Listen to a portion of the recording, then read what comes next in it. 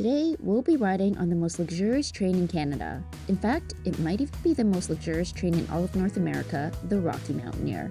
We'll spend the next 48 hours traveling on one of the most legendary and historic rail routes, the First Passage to the West, from Vancouver, British Columbia to Banff, Alberta, with stops in Kamloops and Lake Louise in between.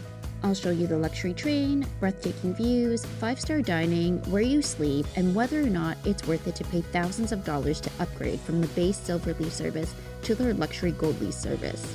I'll also talk about how you can get an upgrade to the Gold Leaf service for free. But first, our adventure starts off here in beautiful Vancouver, British Columbia.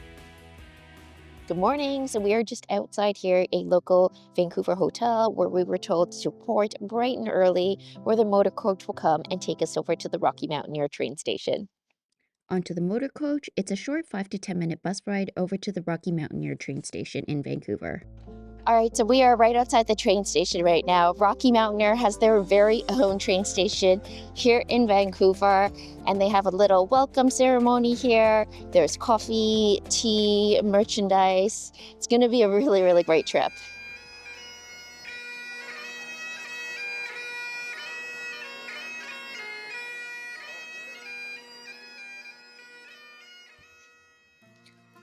All right, so we are just outside the Rocky Mountaineer train right now, and you can really see the difference here between the Gold Leaf and the Silver Leaf cars. The Gold Leaf cars are so much higher, but we will talk about that more when we get inside the train. And as we board the train, we come to our first difference between Silver Leaf and Gold Leaf service. On Gold Leaf, there is an upper level that is dedicated to the seating area. All right, so when it comes to meal times, they basically separate you into two different groups, Group 1 and Group 2. Group 1 will go down and eat first, and then once Group 1 is finished, Group 2 gets to go eat.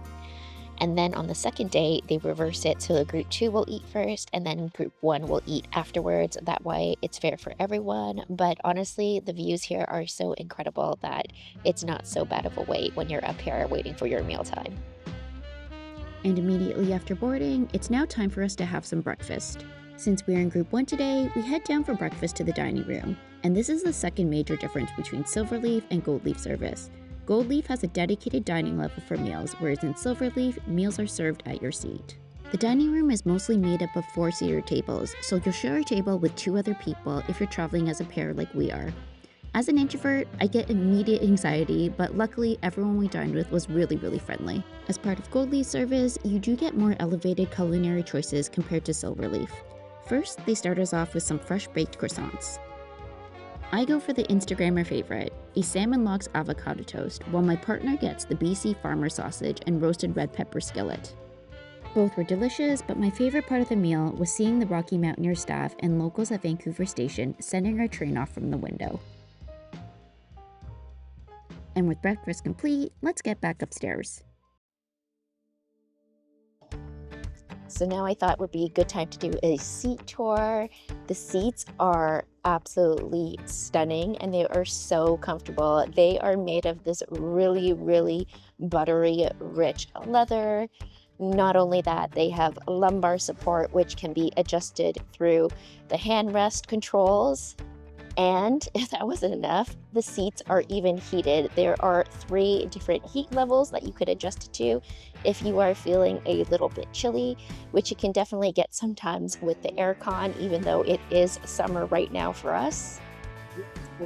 There are also power outlets in between each of the seats, as well as 2 USB-A ports, so you can keep your cameras and your devices all charged up, which you will definitely want to do because you do not want to miss any of these views. Down at the bottom, there is a footrest that reclines, and there are also these great tray tables that pull out from the sides of the armrest.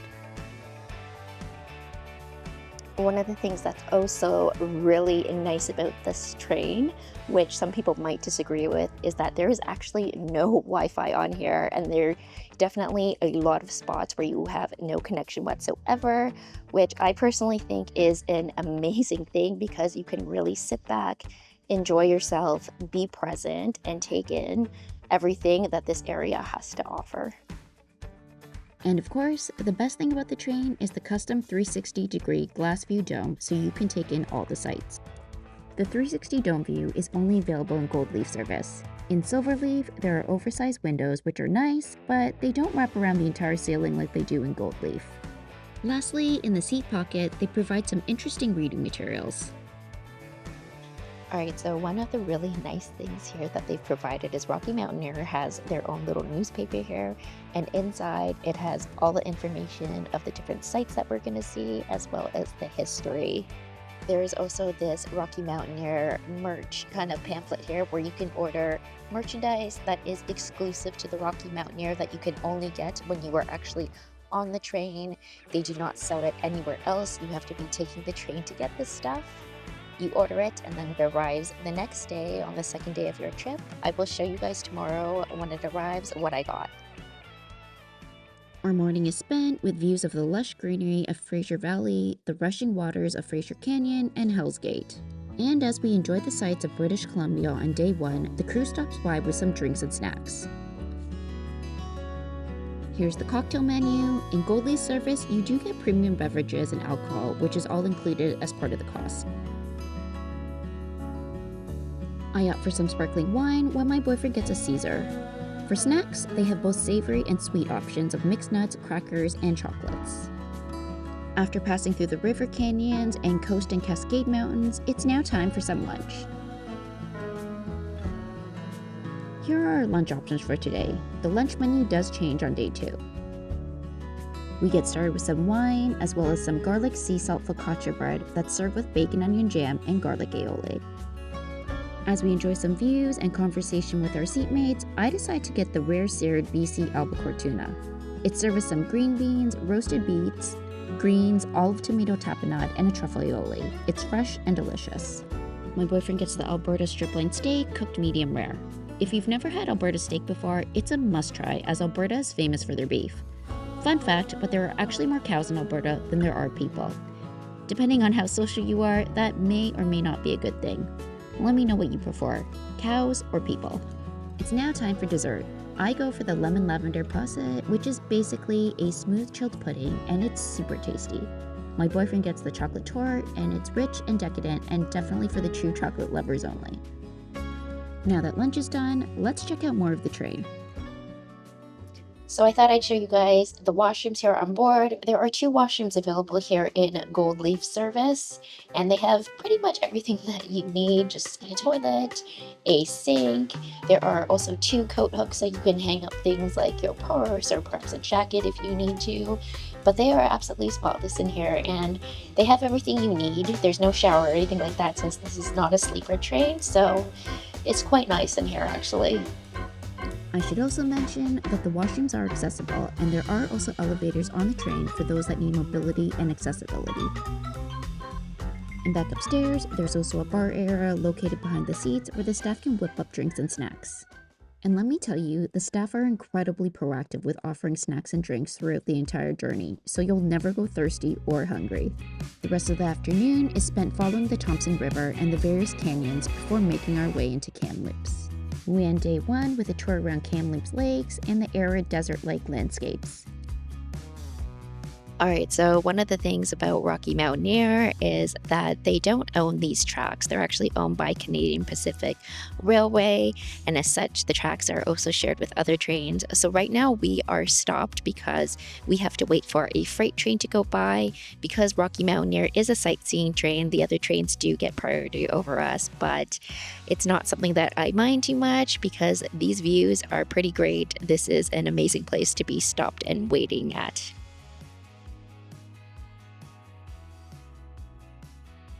After about 30 or so minutes of waiting for the freight train to pass, we continue through Kamloops. We're even lucky enough to spot some mountain goats and an osprey nest. Alright, so we are just pulling into Kamloops right now, which means that sadly we are done with day 1 of our 2-day journey here on Rocky Mountaineer.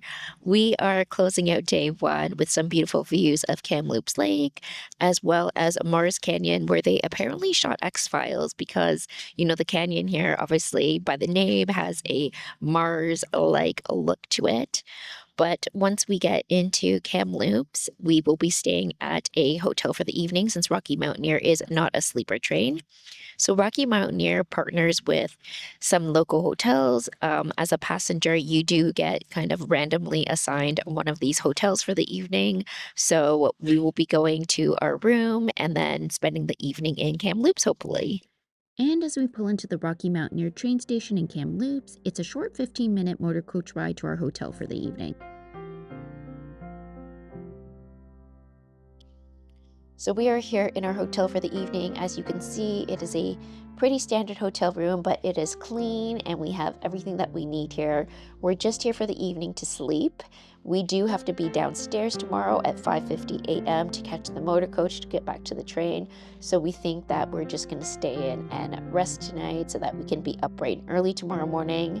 The really nice thing about Rocky Mountaineer, though, is that they take care of your luggage for you. So when we got here, the luggage was already in the room waiting for us. And then when we leave tomorrow morning, we don't have to take our luggage with us. We leave it here. Someone comes, they take our luggage for us, and it gets transported with us to the next location in Banff.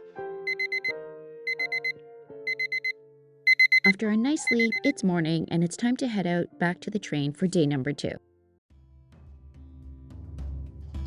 All right, so since yesterday we were part of the group that ate first, today we will be part of the group that eats second today. So we will have to wait a little bit for our breakfast, but it is okay because they're coming around with a coffee and pastry cart. So we have some coffee and pastries in the meantime. And then we also have some beautiful views of the Thompson River as we are pulling out of Kamloops. All right, so as promised, I'm going to show you guys what I got from the merch catalog. The thing that I am most excited about what I got is this right here. It is a model train of the Rocky Mountaineer. Anytime I take one of these sightseeing trains, I always get a model version of that train that I took. So I am very happy and excited to add the Rocky Mountaineer to my model train collection. This was $205 Canadian. And then I also just picked up this set of Rocky Mountaineer postcards. Just has some, scenic photographs of the Rocky Mountaineer train against all the various landscapes that, they visit on their routes. Normally, I like to get magnets, but unfortunately, the magnets were sold out for this trip, which is really, really sad because, like I mentioned earlier, the merch that they have here is actually only available on the train. So you have to be taking the train and on the train in order to get all these items. They don't have them for sale anywhere else. You can't buy them online. You can't buy them at any of their train stations, only if you are a passenger on the train.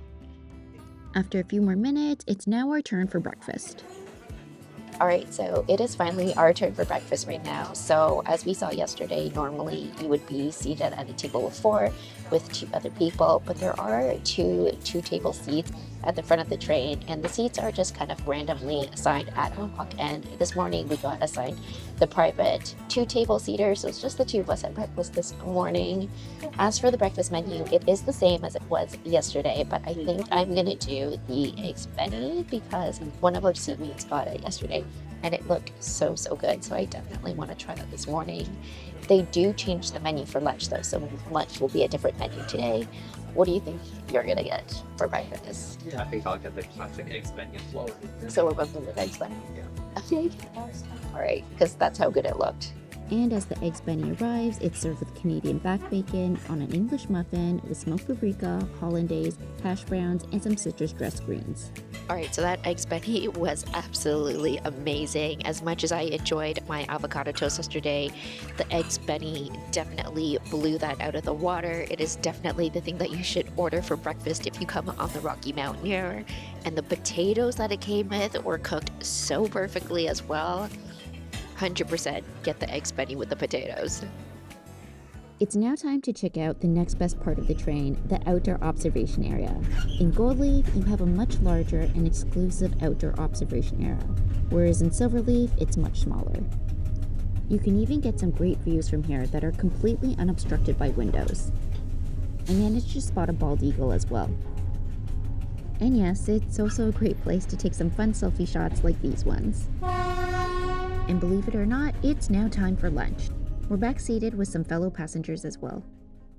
Our lunch menu today is different than yesterday's, although the dessert options are the same. We start off with a tasting plate of shaved prosciutto and marinated bocconcini. For the main, I get the pork tenderloin with butternut squash, roasted beets, charred peach, and asparagus. Meanwhile, my boyfriend gets the Dungeness crab ravioli served in a citrus and white wine cream with grana padano cheese and chives. It's creamy and rich and decadent. For dessert, we go for the chocolate torte and lemon posset again, and they're just as delicious today as they were on day one. With lunch done, it's time to head back upstairs to take in more of the incredible sights.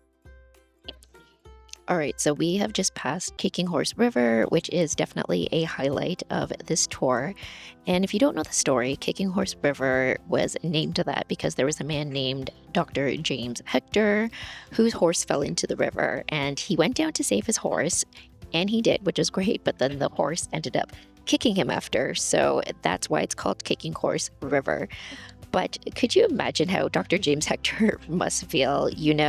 This happens to you. They name a river after it. And now for, hundreds of years after, probably millions of tourists are being told this, kind of embarrassing story about how you got kicked by a horse.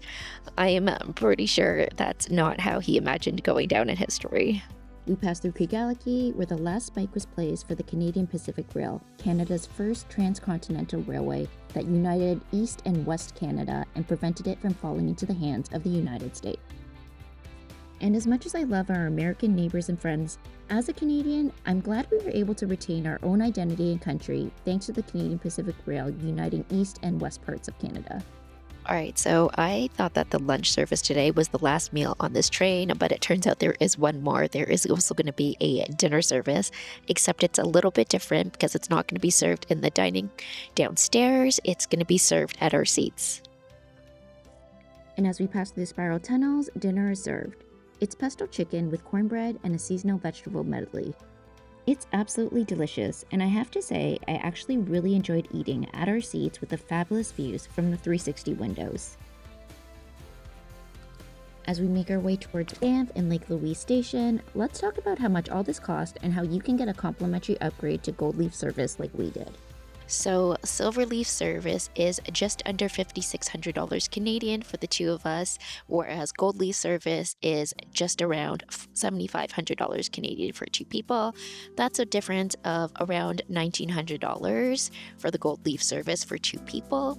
So how we got the complimentary Gold Leaf service is that Rocky Mountaineer actually has a partnership with Air Canada's Aeroplan. So if you have 50K or above elite status with Air Canada Aeroplan, you do get complimentary upgrade to the Gold Leaf service. You could also get it if you have one of the Air Canada Aeroplan co-branded credit card.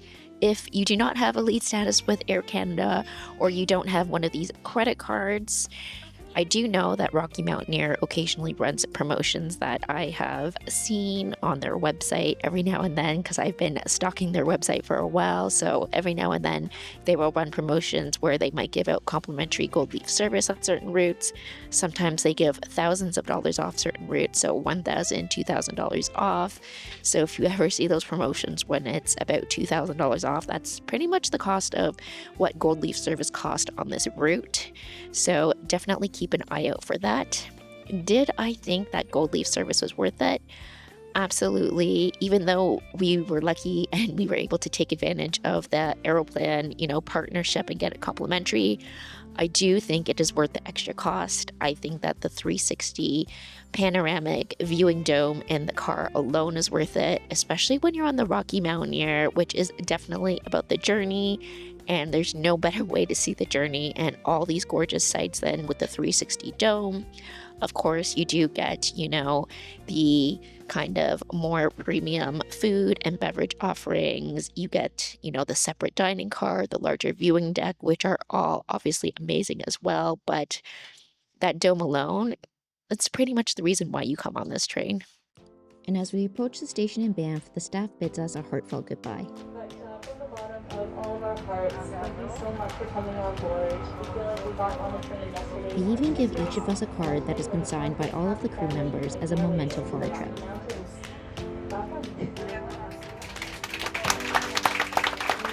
Sadly, it's now time for us to deboard the train as we arrive in Banff. Thanks for joining us on board today, and don't forget to like and subscribe if you'd like to see more videos like this one.